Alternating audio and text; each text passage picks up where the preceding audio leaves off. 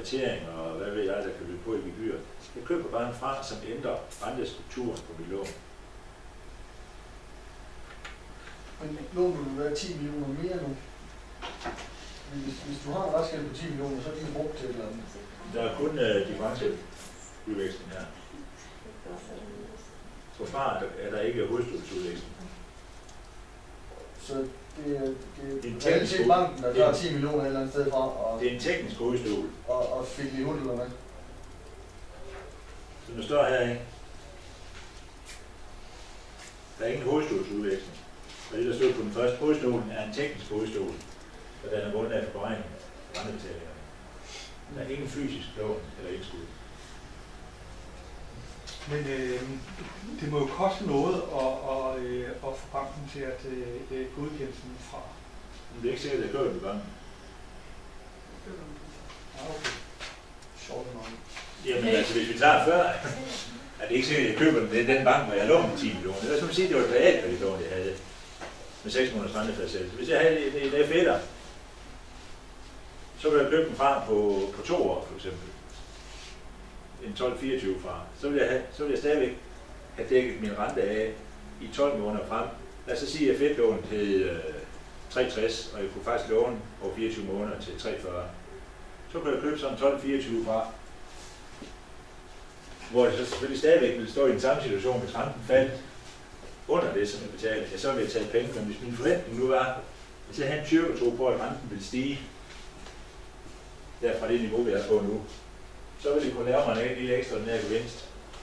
I den situation her, hvis renten stiger fra 3,60 til 4,5, det er jo ikke lige det er vanvittigt meget, så kunne jeg lave mig en lille gevinst her på 50.000.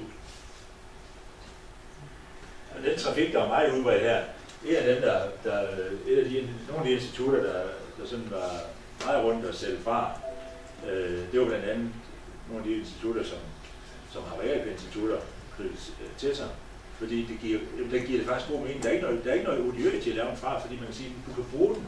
Hvis jeg har du kan sige, mit alternativ her, hvis jeg tror på, at renten stiger, så er det jo at begynde at skal købe nogle obligationer. Hvis det nu var en obligation, så kan købe nogle obligationer op, indfri det her lån og tage en anden lån med en anden rentestruktur. Det er heller ikke gratis. Og det er heller ikke risikofrit. Fordi hvis renten så udvikler sig anderledes, end jeg havde forventet, og vi stadigvæk taler F1, F2, F3, F4 og F5, så er de jo stadigvæk inkompatible. Så jeg er stadigvæk låst af den rente. Så det jeg kan gøre, det er, at jeg kan ved hjælp af en franc kan ændre renteperioden på et allerede eksisterende lån, uden at røre ved lånets, hvad skal man sige, aftale. Uden at røre ved låneaftalen. Jeg synes, det her det lyder mere fordelagtigt end swap gør. Men alligevel så har jeg aldrig hørt om det her, men swap, det hører man da forholdsvis tit. Jamen jeg tror, når man ikke hører så meget om det her, så er det jo fordi, at du ser dem sjældent, fordi de bliver jo vant. Altså man tænker på, dem der udsteder dem, så er jo også har en eller anden risikovurdering. Det vil sige, du kan godt swap til noget, for eksempel, som vi har hørt nu med nogle af de her realkreditinstitutter. Altså, det er jo nemt at få nogen til at acceptere, det var det i hvert fald, om nogen til at acceptere, at jeg havde en 30-årig obligation med 1-årig rentefastsættelse, den swapper vi lige til en 30-årig fast indkonverterer. Det var i hvert fald sådan før finanskrisen, der var det ikke sådan en stor håb, det var både for Nykredit, Niveau og Danske Bank og you name it til.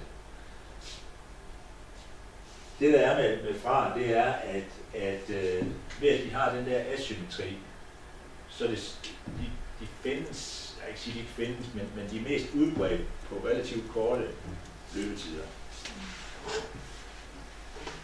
Fordi man kan sige, en swap, der gør jeg jo det, at jeg sådan set fjerner min 1-årige rentefastsættelse og siger, at den er væk, pist, helt ud af døren. Og så tager jeg for eksempel en 20-årig. Men de her, altså fra, det altså, jeg vil sige, de bliver lavet hver dag.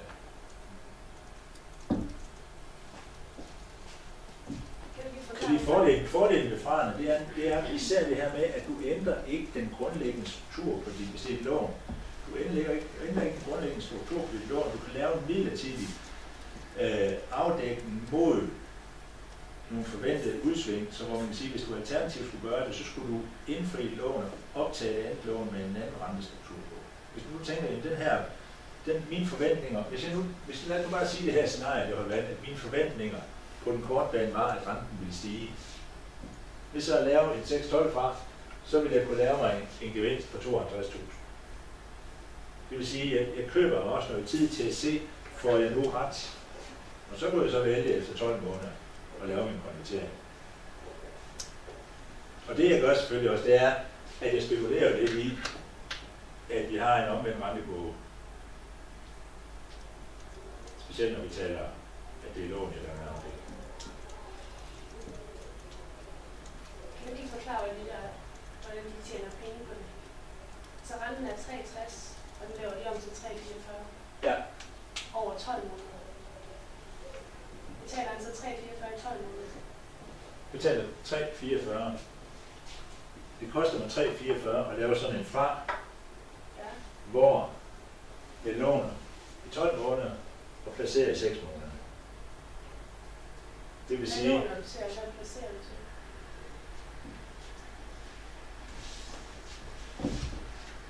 Altså, netto låner jeg til 3,44. Og det vil sige, som den så viser her også, at hvis renten stiger til 4,5, så får jeg en fortjeneste på 4,5% minus de 3,44 i et halvt år. Fordi du betaler 3,44 i 12 måneder. Ja. Men de første 6 måneder kunne du have været i det. De første 6 måneder har jeg jo placeret dem til 3,44 også. Så det jeg afdækker, det er der, hvor jeg spekulerer, det er fra 6 til 12 måneder i princippet. Ja, så det første de sidste 6 måneder vil Ja. Eller taber. Men man skal have det omvendt rentekurve for det til stedet. Og den har vi selvfølgelig også. Den har vi jo her, ikke også? Så det er det var fordi du sagde den med, hvis der var valuta, det er nærmest som regel udvis. Når jeg taler valutauro, så er det fordi, at der sker jo typisk det, at Nationalbanken eller Centralbanken, som følger valutauro, tager pengepolitikken i og der får vi nogle gange den her rente. Ja, det er det. Ja. Og der kan du også godt have den der frygt for, altså man kan sige, inden man ser... Jeg bare før, det var brugt hver dag. Og så jeg havde resten tæt op, at det var, hvis der var risiko for omvendt rentestruktur, så valutauro. Jo, men du kan sige, når jeg vil sikre mig mod rentestigninger, så er det jo fordi, at jeg vil gerne vil sikre mig mod, at det her for eksempel ikke kommer til at ske. På samme måde kan jeg også sikre mig mod rentefald.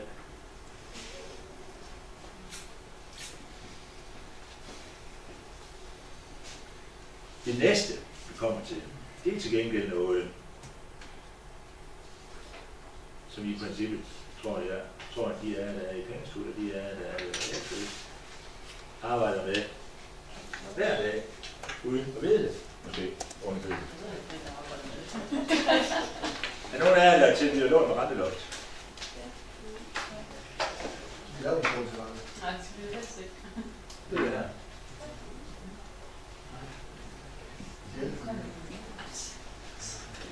Fordi en købt cap, det er en forsikring mod rentestigninger i den korte ende over en aftalt maksimumrente. Er det ikke det, der er kendetegnet ved renteloftlån? Det er det forsikrer mig. Hvorfor? Er det ikke typisk 10 år? Det var det, ja. 5-10 år. Og det vil sige, at en cap består så af en række fortløbende call-optioner. Caplets. Der hver især dækker en typisk renteperiode på 3-6 måneder. Og de handles i alle gængse valutaer med 1-10 år i løbetid. Og i kappen, der er der igen indregnet hovedstående teknisk eller syntetisk hovedstående, som den er grundlag for renteberegning. Men der er ikke nogen, der hverken er forpligtet, og heller ikke nogen i praksis, der hverken lån eller udlån hovedstående. Det vil sige, at dem anvender man typisk i forbindelse med et underliggende variabelt lån, hvor man ønsker at sikre sig en maksimal rente. Og det er jo realkreditinstitutternes lån med renteloft, det er, at de er i princippet lavet med en kort rente, nogle gange ultrakort og andre gange lidt kort, og det er lidt afhængigt af, hvad der er mest attraktivt på det pågældende tidspunkt. Og så laver man kappen ved hjælp af at lave en række fortløbende kortoptioner, som har en løbetid på mellem 1 eller samlet set mellem 1 og 10 år. Så har jeg lavet renteloft. Eller rentebalance, hvad det er. Fordi, hvis I tænker jer om, findes der en obligationsserie på børsen, der hedder 4% med renteloft. Det kan ikke lade sig gøre selv som obligation. Hvem vil købe? Og hvordan skulle man kursdanne?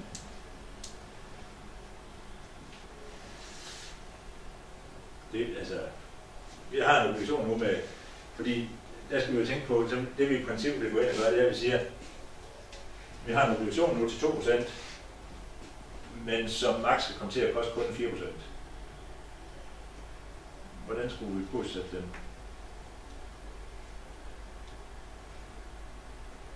Det er ikke lade sig gøre i praksis. Så derfor bruger man de her caps. Fordi der ikke er nogen, der har købt den, eller hvad? Altså. Der er ikke noget forstået. Altså, du vil jo i princippet, for at kunne lave det, ville du i princippet skulle lave en obligation, som bestod af en obligation med en rente, hvortil der så var knyttet en række optioner, fordi der er ingen, der ved, om jeg vil udnytte. Altså, renteloftet er jo en forsikring mod, at renten overstiger et eller andet givet niveau. Og det er jo først, når den kravler derover, at jeg vil udnytte min option. Så længe renten bevæger sig nede på det niveau, altså det er jo typisk sådan et renteloftlån, hvis jeg husker dem ret, så er det sådan noget med, at jeg optager et lån til 3% effektivt, og så forsikrer jeg mig mod, at renten kan stige til over 5%. Vores 3 måneders sats, det er jo forsikret mod det stige over 5%. Ja, sådan et eller andet, ikke? Men det er jo først, når den går derover, at den der option, jeg har købt, den vil blive udnyttet. Ja, indtil det er betalt på tillæg. Indtil det betaler en optionspræmie hver eneste måned. I form af et tillæg, som består af en optionspræmie, som banken betaler, og så det banken skal tjene, eller du skal tjene på at lave renteloftlån. Og det er jo blandt nogle af de kritikpunkter, der har været af renteloftlån, det er, at det simpelthen er for dyrt for kunderne. At renteloftlån, på grund af den der optionspræmie, så du kommer til at betale rigtig mange optioner, du aldrig kommer til at udnytte. At der er i hvert fald de kritikere, der har været blandt andet, jeg kan sige, nogle af dem, der har Finn Østrup, og nogle af dem, der er beskæftiget sig inden for det her, og Anders Rosen, siger, at med de muligheder, vi har på obligationsmarkedet, så giver det ingen mening at købe renteloftlån, hvis du i stedet for at betale en 10 eller 20 år og konvertere på obligation, og så betale den konverteringspræmie, der er bygget ind i kursen der. Altså den optionspræmie, der i princippet ligger i en konverteret obligation. Det er næsten sådan, at du får en fast rente i 5 år billigere, end du kan få en 3 måneders med et tillæg på en fast rente i 5 år. Men er det ikke, fordi at renten må udvikle sig? Nej. Hvis nu renten er stedet. Men hvis renten er stedet, så vil det... Altså, jeg vil sige, hvis renten er stedet, så vil det stadigvæk, nu skal man passe på at sige altid, fordi det bliver sådan lidt ultimativt, men så vil det alt andet lige stadigvæk for den enkelte kunde have været en fordel at tage et konverterbart lån. Fordi hvad var der sket, hvis renten var steget? Hvis jeg havde optaget et 3% lån, så nu stiger renten til 6%, så kan jeg indfri mit lån til et meget lavere kurs. Det vil sige, at jeg bevarer muligheden for, hvis renten så begynder at falde igen på et tidspunkt, og få en yderligere gevinst. Hvor hvis jeg har et renteloftlån, ja, så følger jeg bare med op til den der pris, men jeg får ikke rigtig nogen gavn på min restgæld.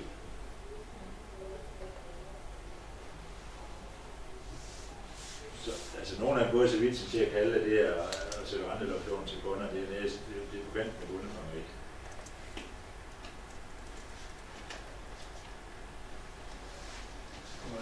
Hvordan på, du udnytter den besparelse, du får på noget andet, der gavner kunden? Så er jeg også på kanten. Det er jo livremsigt.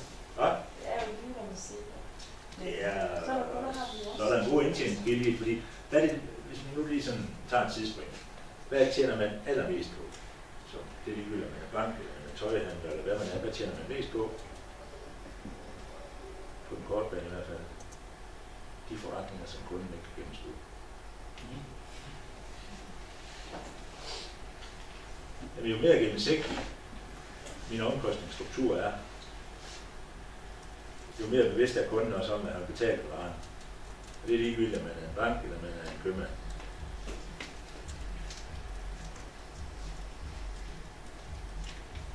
Nytteværdi. Nytteværdi. Nytteværdi. Nytteværdi. Og man kan sige, at referencen, det var vi inde på her, typisk en Kuiper eller en LIBOR-sats til sådan en caps and floor. Referencerenten på pengeinstitutioner er forskellige fra en aftalerente, så sker det differenceafregning. Og cashflow består, det vil sige, at de her upfront præmier og nogle løbende differenceafregninger. Og det vil sige, at eftersom det her afregningsbeløb, ved at der jo er tale om upfront pensionspræmier, så forbetalt, så sker der ikke nogen tilbagediskontering. Hvad står LIBOR for? London Interbank. London.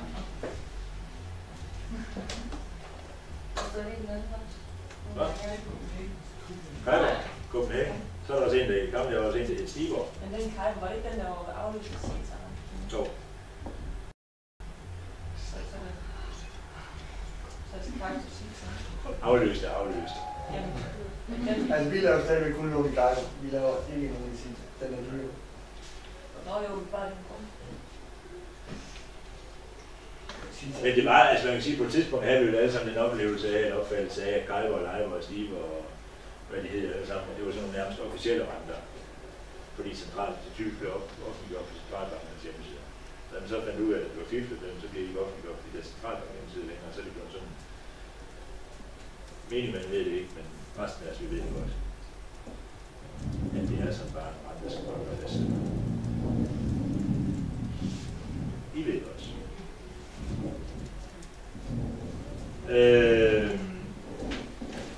Så man kan sige, når vi prisfastsætter, så gør man selvfølgelig det, at man finder den samlede værdi af de her enkelte renteoptioner. Og man kan sige, at de prisfastsættes jo på nøjagtig samme måde som alle mulige andre optioner. I den her ved hjælp af strejkrenten, forwardrenten, løbetiden og volatiliteten. Det vil sige, at den indre værdi, den finder vi så mellem strejkrenten og forwardrenten.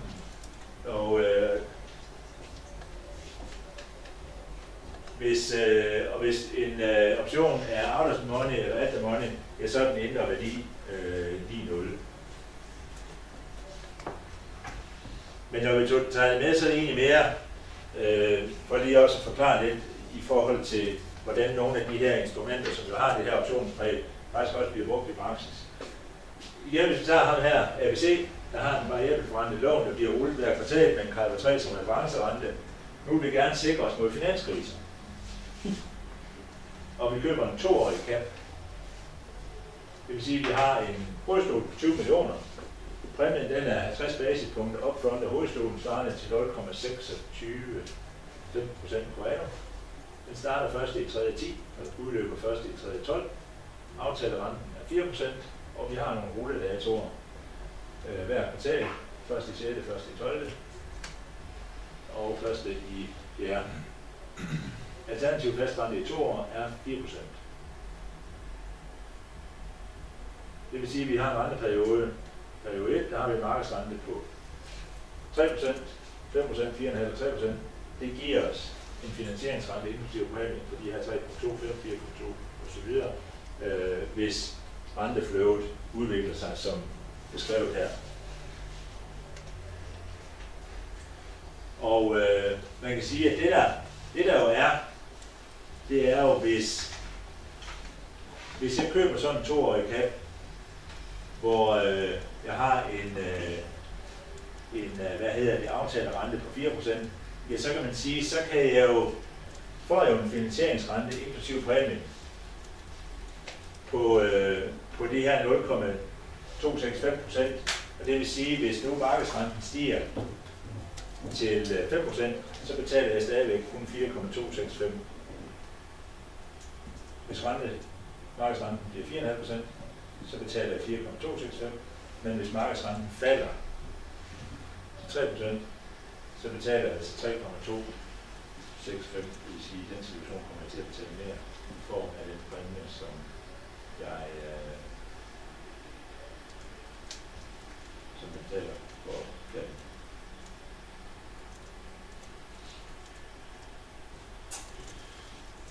Så det var lidt om CAPS.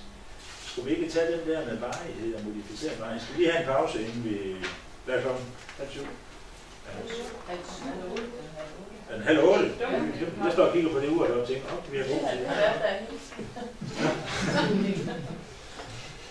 Ja, men lad os lige tage den med det der modificerede varighed alligevel. Den tror jeg, den kunne være...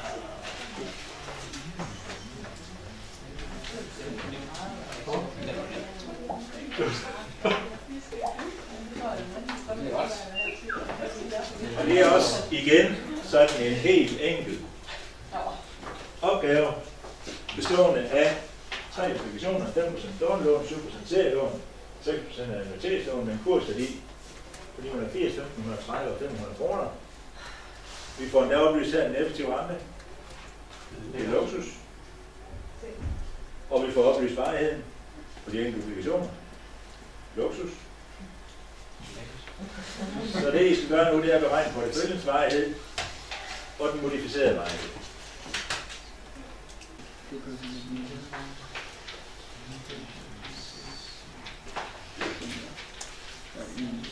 Yes, var der nogen, der havde problemer med den? Altså jeg vil sige, at den første halvdel af den lå lige i forlængelse af det, I lavede tidligere på dagen. Med den her vægte, de her kursværdier i forhold til de enkeltes varighed. Nemlig kursværdier minus i forhold til de enkeltes varighed, gør det vægtet. På den måde kunne vi finde den vægtede varighed på porteføljen og den modificerede varighed, hvor vi tager den effektive rente i anvendelse, vi bliver den varighed med den modificerede varighed for, eller med den effektive rente for, og dermed den modificerede varighed på 2,3. Den var der lige i skabet. Godt. Dagens sidste opgave, inden vi går hjem, nu har vi haft forsømt at gøre indtil nu, men vi har prøvet at kigge lidt på de der forskellige beregningsmetoder. En lille enkelt opgave. Vi har en 3-årig stående lån. En kuponrente på 6%, en kurs på 99. Prøv lige at regne den effektive rente ud i forhold til obligationskonventionen, pengemarkedskonventionen og kontinuerlig rentetilstødning.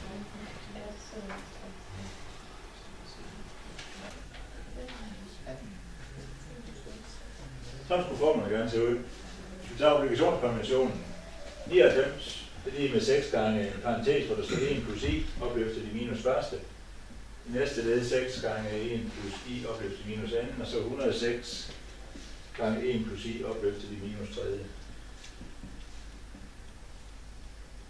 Det så handler om, det er bare at finde i.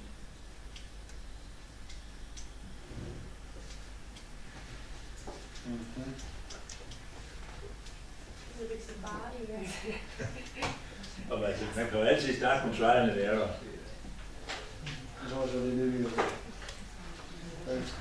Hvad får du så på dem? Er der nogen, der har et bud på den første? Ja. Er der nogen, der har et bud på den første? Det tager vi næsten.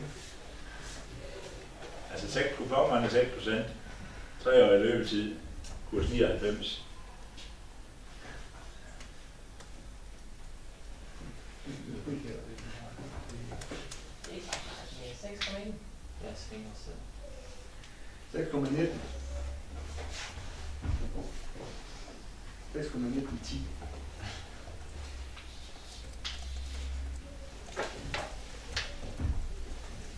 Den skal du 38. Er nogen, der har bud på den næste? 6,18. Når vi tager pengemarkedskonventionen, skal den så være større eller mindre end obligationskonventionen? Det er umiddelbart pas, fordi vi har brugt nogle beregninger, som jeg nok bare ikke kan bruge. Det er den, jeg svarer. Hvad? Det er den, jeg svarer. Hvorfor ikke? Nå, det er med Den ser jo så 99 til 61. Det er så bare kommer. Er vi enige om, at man godt kan bruge side 49 som udregning? Ja, det var lige tiden, jeg var ikke Vores konklusion er umiddelbart, det kan man ikke. Hvorfor har I givet 580 kroner for en bog, der ikke giver mig adresse? Altså, så vidt jeg kan se, den obligationskonventionen siger 1 plus R Opløft til de T minus 1. i T minus 1. Ja. Det får jeg til 0,1910. Så dividerer med 3, så får du 6 kroner. Skal vi dividere med 3 efterfølgende? Det har han gjort. Det ved jeg ikke. Men så får jeg det. Divideret skal sige minus 3, jo. Jamen, det står der jo ikke her. Men det står der ikke på. Jeg regner den for hele perioden i en samling. Jeg bliver fordi, kun regner en periode der. Ja. Nu skal jeg regne det for 3. Jeg har jo et stående lån over 3 år. Ja, er der ikke sådan en tabel på siden lige bag? Så der er skudt noget ned. Jeg har også et lån over 1,5 år, så siger det bare halvanden. Ja. Nogen, der har et bud her? Nogle, skal vi lave en afstemning højere eller lavere? Lavere. Højere. Nej, nu er det lavere. Højere. I pengemarkedskonventionen skal altså ikke være højere. Jo, ja. Lavere. Klart. Lav. Er der sådan en i opgaven? Så det har jeg ikke nok. Det er ikke dårligt. I princippet, hvis du stiller formen op, så kan du jo bare begynde at lave iteration. Ja. Du skal google, hvordan du gør det i Excel. Try and error. 6,77.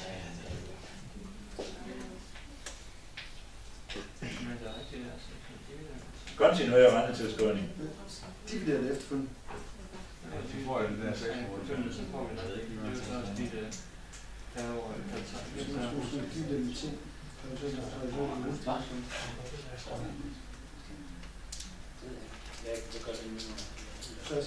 Altså jeg ville have, hvis ikke at jeg vidste, at vi snakker om obligationskonvention, så ville jeg have troet, at det var den sidste, jeg var ved at regne på. Jamen den fik vi til 0,1972.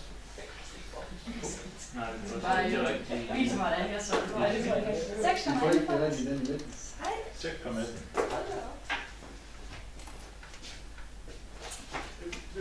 Så er jeg bare nødt til at spørge mig. Ja.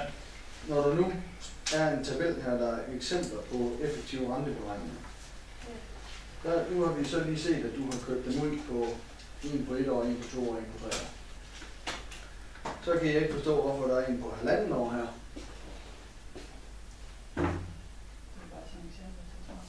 Det kan da godt, hvis... Hvorfor kan jeg så ikke sætte 3 ind og få det rigtige resultat? Sæt 3 ind.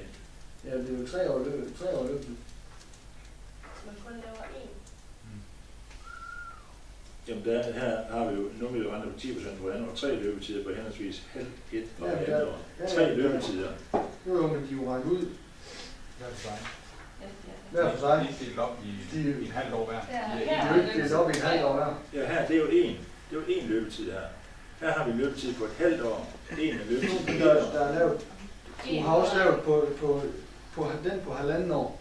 Der er lavet en udregning på 1,5 år. Der er ikke lavet 3 på et halvt år, ligesom der er blevet lavet der, hvor der er blevet lavet en på 1 år, en på 2 år, en på 3 år. Vi sætter bare halvanden ind. Ja. Hvordan kan det? Så bliver det forvirret.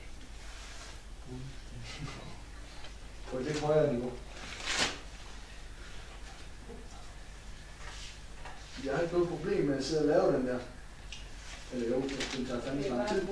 Men det er jo, hvis jeg skal kunne bruge bogen til noget, så skal det være fast med det. Og hvis vi sætter det ind, vi har kørt i bogen, så får det er garanteret for, det er rigtigt. Ja. Så må du gerne bede Michael om at lave bogen. Jeg vil gerne have pengene retur. Det er jo så nok det. Jeg vil også bare have fået en ny bog. Den går direkte på eBay. Så siger du da bare til ham. Jamen jeg forstår ikke, at det ikke er Michael, der har finansiering. Det var ikke han selv. Sten. Jo, men hvis... Er det ikke Michael, der har finansieringslinjen? Jo. Det er ham, der skriver den her.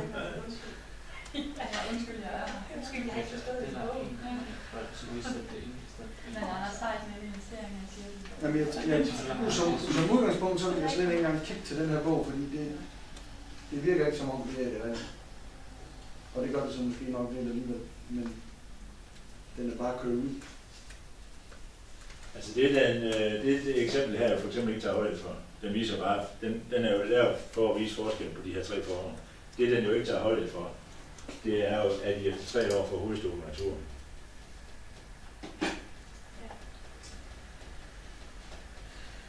Jamen, Men er det så ikke også et problem? Altså, hvis jeg investerer 99 kroner til at starte med, så vil jeg da gerne have hovedstolen natur på et tidspunkt, ellers så kan jeg bare en effektiv rente. Men den får jeg først om 3 år. jamen, hvordan kan han så det? I alle hans andre eksempler i bogen, hvor han arbejder med obligationsrente, der lige det her ved jeg ikke, hvordan han er nået frem til, men der tager han i hvert fald ikke højde for, at den der hovedstol kommer retur. Han skriver ikke noget om her, at det er en obligation. Han siger bare, at der tages udgangspunkt i en nominal rente på 10% på anno, og 3 løbetider på et halvt ting.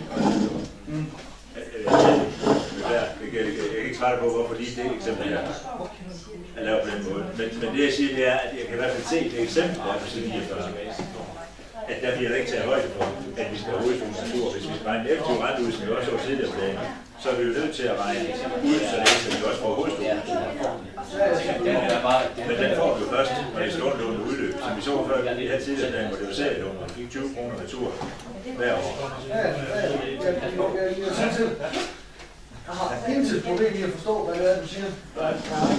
Jeg kan bare forstå på det. Kan du ikke sætte en fuld over den bog der? Så her. Lige til slut her, jeg ved ikke om alle har hørt det, men eksamen bliver jo her på stedet. Skulle jeg rinde, hvad de har. Det gør det her. Det har jeg læst. Vi er meget glade for det. Og I er meget glade for det. Vi er meget glade for det. Og jeg tror, at eksamenplanen efterhånden snart ligger klar. Er det alfabetisk orden?